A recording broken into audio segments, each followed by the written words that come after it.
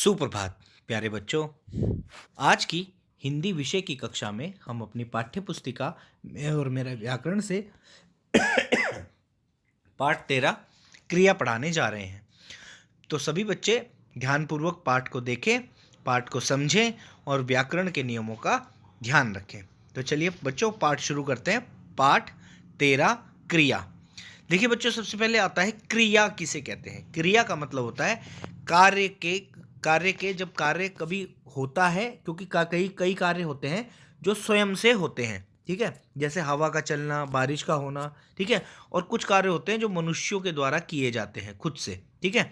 तो ये तो दो प्रकार की क्रियाएं हो गई आपकी पहले, ठीक है। उसके बाद आगे आता है जुड़िए और समझिए।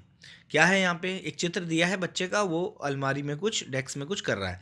तो राजप्पा सीढ़ियों के पास गया, ऊपर जाकर उसने एक बार झांक कर देखा, फिर जल्दी से दराज खोली।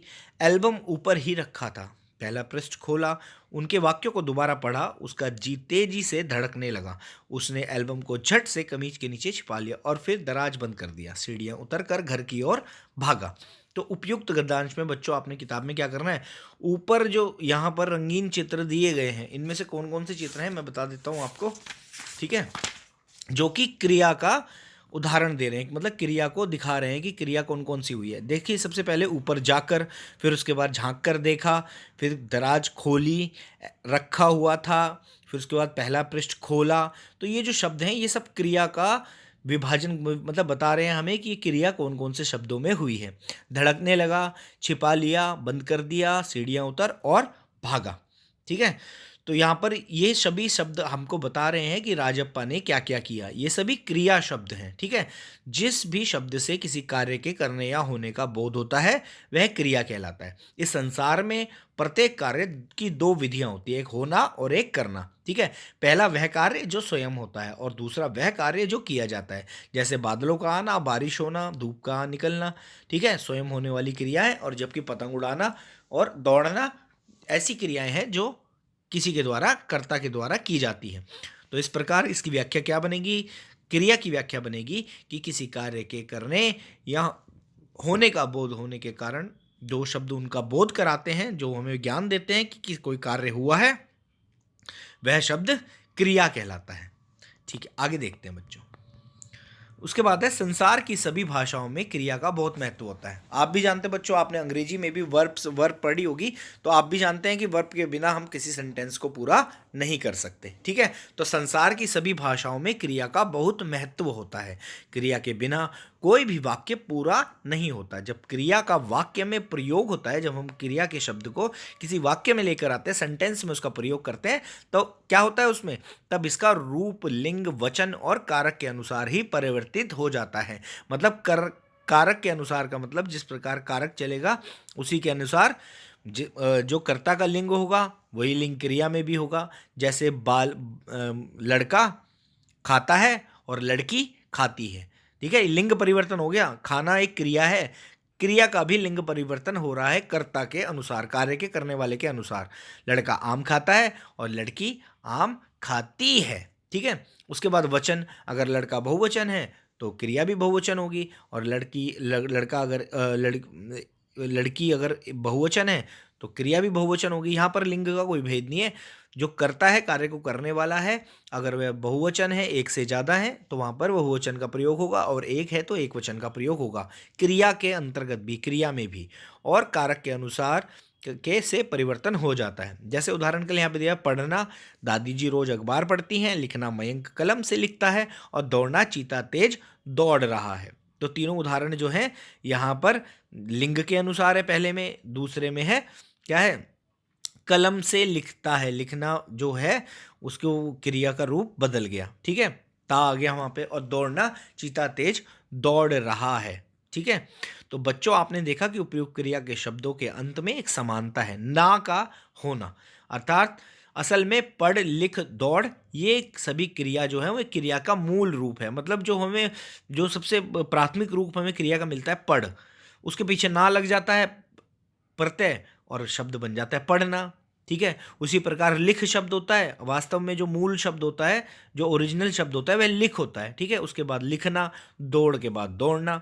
तो जो हमारी मुख्य क्रिया है उसको, क्रिया का जो मूल रूप है, जो हमारा बेसिक क्रिया का रूप है, वह क्या है? लिख, पढ़ और दौड़, ठीक है। ये क्रिया के मूल रूप हो गए, ठीक है। और जो धातु कहलाते हैं, इनको धातु कहते हैं, मतलब व्याकरण की भाषा में इनको धातु कहते हैं, ठीक है।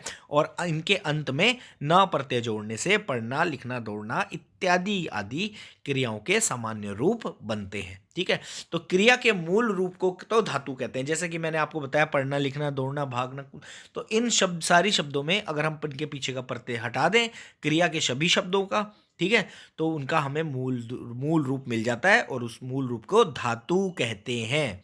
और यदि उपयुक्त वाक्यों में पढ़, लिख, दौड़ आदि क्रियाओं के मूल रूप को हटा दें तो शेष ती है, ता है, रहा है, बेचते हैं इत्यादि, इन्हें सहायक क्रिया कहा जाता है। जो बचते हैं उन्हें सहायक क्रिया कहा जाता है। इस प्रकार क्या क्या इसकी डेफिनेशन बनी कि क्रिया के मूल रूप को धातु कहते हैं तथा मूल धातु से ही क्रिया का सामान्य रूप बनता है। उस मूल धातु के कारण ही हम क्रिया का सामान्य रूप बना पाते हैं। जैसे हमने लिख शब्द था, ठीक है, क्रिया का रूप था, मूल रूप था, धातु था, ठीक है, धातु कहते हैं मूल रूप को।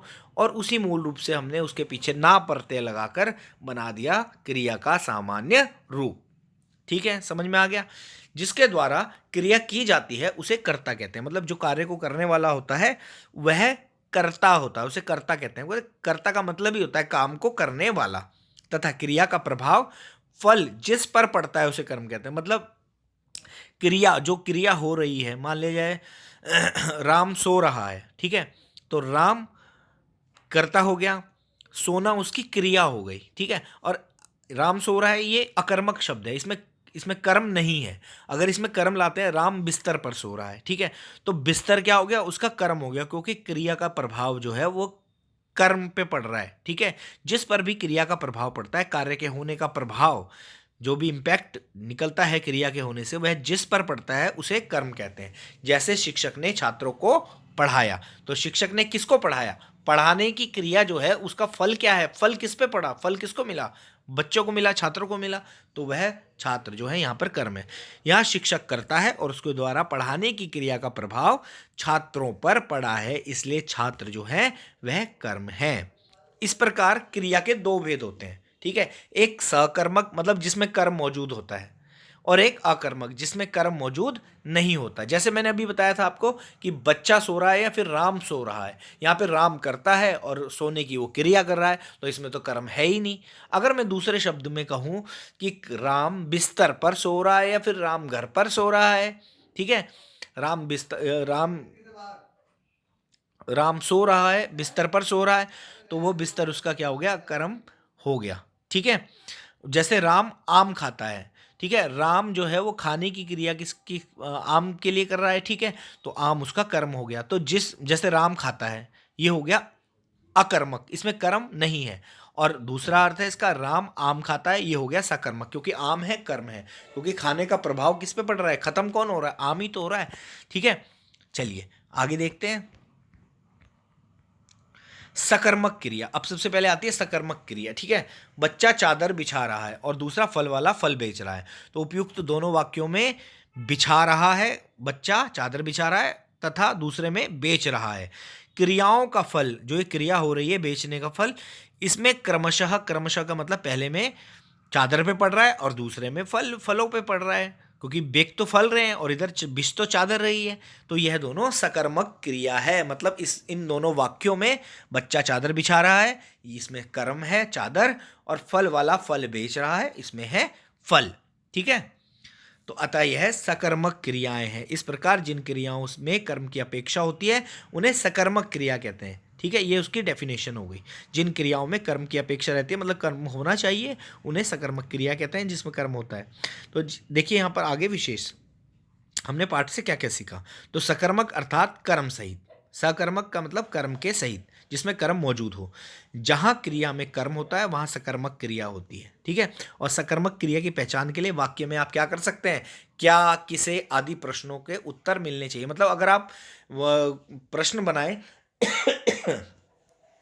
आप प्रश्न बनाएं कि बालक क्या बिछा रहा है, तो आप कहोगे बालक चादर बिछा रहा है, तो चादर हो गया उसका कर्म। ठीक है, इसी प्रकार के प्रश्न।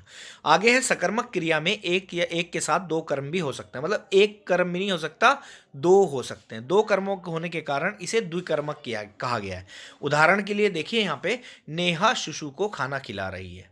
ठीक है, विद्या ने गरीब को रोटी दी, पुजारी भक्तों को प्रसाद बांटता है और शिक्षक बच्चों से निबंध लिखवा रहे हैं। तो यहाँ पर देखिएगा कि दो, देखिए नेहा शिशु को खाना खिला रही है, नेहा हो गई कर्ता, शिशु और खिला रहा हो गया, खिला रही है क्रिया, तो शिशु और खाना इसका कर्म है। ठीक है, इस प्रकार पुजारी और प्रसाद कर्म है, बच्चों से निबंध लिखवा रहा है वो कर्म है। ठीक है, विद्या ने गरीब को रोटी दी, गरीब और रोटी ये दोनों कर्म है, तो इसमें दो कर्म हो गए, तो इसलिए इसे द्विकर्मक कहा जाता है। द्विकर्मक क्रिया की पहचान के लिए क्रिया के साथ क्या, किसे, किसको आदि इनमें से किन्हीं दो अथवा सभी प्रश्नों के उत्तर मिलने चाहिए। द्विकर्मक क्रिया की पहचान के लिए आप क्या, किसे, किसको आदि प्रश्नों का प्रयोग कर सकते हैं और उसका आपको उत्तर मिले तो वह दोनों ही आपके कर्म होंगे। बच्चों उसके बाद है कुछ अन्य उदाहरण दिया हुआ है। दर्शक फिल्म देख रहे हैं, मीरा स्वेटर खरीद रही है, बाजार में दुकानें सजी हैं। ठीक है, उसके बाद आती है अकर्मक क्रिया। अभी तो आपने सकर्मक क्रिया पढ़ी, इसका सीधा विलोम समझ लीजिए कि सकर्मक क्रिया में कर्म होता है और अकर्मक क्रिया में कर्म नहीं होता है। तो यहाँ दो वाक्य दिए हुए हैं, लगता है तूफान आया है, बाहर बारिश हो रही है। इन वाक्यों में आया है तथा हो रही है, ये जो दोनों शब्द हैं, दोनों शब्दांश है, ये क्रियाओं के व्यापार और फल दोनों पर ही कर्ता का प्रभाव पड़ रहे हैं। मतलब इनका जो क्रियाएं हो रही हैं, इनका जो फल है वह दोनों सीधा किस पे पड़ रही हैं, यह दोनों ही क्रियाओं के व्यवहार और फल दोनों कर्ता पर ही पड़ रहे हैं, मतलब कार्य के करने वाले पर ही पड़ रहे हैं। यह क्रिया का कोई कर्म है ही नहीं, अतः यह अकर्मक क्रियाएं हैं। बारिश हो रही है, तूफान आया है, इसमें कर्म है ही नहीं। ठीक है, इस प्रकार जिस क्रिया पे फल का कर्म ना पड़कर कर्ता पर भी पड़ता है उसे अकर्मक क्रिया कहते हैं, मतलब जिसमें कर्म मौजूद नहीं होता उसे अकर्मक क्रिया कहते हैं। उसके बाद विशेष देख लीजिए, यहाँ पे हमने क्या समझा कि अकर्मक अर्थात अकर्म, मतलब कर्म के बिना। यदि क्रिया के साथ क्या, किसे, किसको इत्यादि प्रश्न करने पर उत्तर नहीं मिले तो वह अकर्मक क्रिया होगी। जिस प्रकार हमने वहाँ किया था, वहाँ पर उत्तर मिलता है, यहाँ पर उत्तर नहीं मिलता। कुछ क्रियाएं हैं जो अधिकांशतः अकर्मक ही रहती हैं, जैसे रोना, सोना, उड़ना, निकलना, नाचना, डरना, रहना, उछलना, अकड़ना, चमकना, मरना इत्यादि। ये कुछ क्रियाएं हैं, ये अधिकांश, हमेशा नहीं, अधिकांश, ज़्यादातर क्या रहती है, अकर्मक ही होती हैं। कुछ अन्य उदाहरण, जैसे नर्तकी नाच रही है, अब नर्तकी नाच रही है, नर्तकी मंदिर में नाच रही है, ठीक है, मंच पे नाच रही है। अगर मंच आ गया तो ये अकर्मक सकर्मक हो गया, और मंच नहीं है तो ये अकर्मक हो गया। वह जोर से हंसा, ठीक है, यह भी अकर्मक है। वह अभी आया, यह भी अकर्मक है। और काव्या दौड़ रही है, यह भी अकर्मक है। तो बच्चों यहाँ पर आपका पाठ क्रिया समाप्त होता है। आशा है आप सभी ने पाठ को अच्छे से पढ़ा होगा और इसको अच्छे से ध्यान में अपने रखिए। चलिए, पाठ खत्म होता है। धन्यवाद।